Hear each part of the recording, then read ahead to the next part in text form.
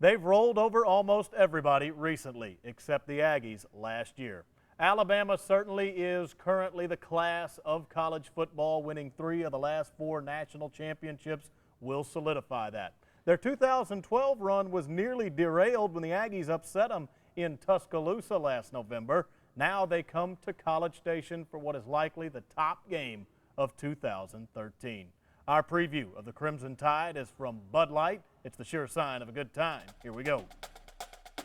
In their opening win over Virginia Tech, the numbers were a little stagnant, but for both teams. Alabama only had 11 first downs, but the Hokies had just 7.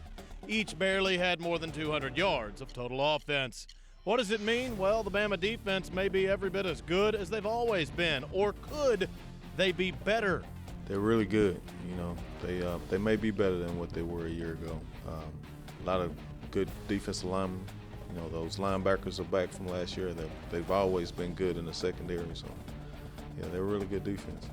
Just look at what they did to the Hokies. VT quarterback Logan Thomas completed 5 of his 26 passes. Virginia Tech made good on only 3 of their 17 third down tries. However, in the pass rush department, the edge may have went to Tech. They registered 4 sacks. Bama only got to the QB 1 time. And the Aggies certainly do have a very solid offensive line. Our guys up front, we feel like are as good as anybody's in the country. You know, we have Jake Matthews and Aseda Boye, who's been in a game like this, as well as Jarvis Harrison.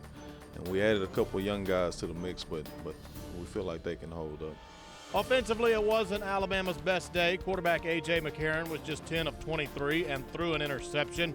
The Crimson Tide ended up rushing for only 96 yards. They are replacing 3 very valuable starters on the offensive line.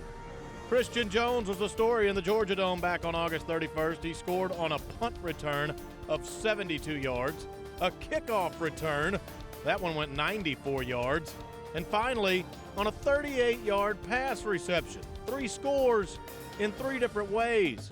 Jones has made himself a headliner coming into this one.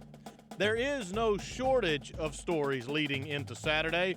Johnny and AJ, Sumlin and Saban. Can the Tide take a major step toward three-peating, or do the Aggies become the front runner moving forward? It's here, the most anticipated game of the 2013 season. Can't wait to see Kyle Field on this Saturday afternoon.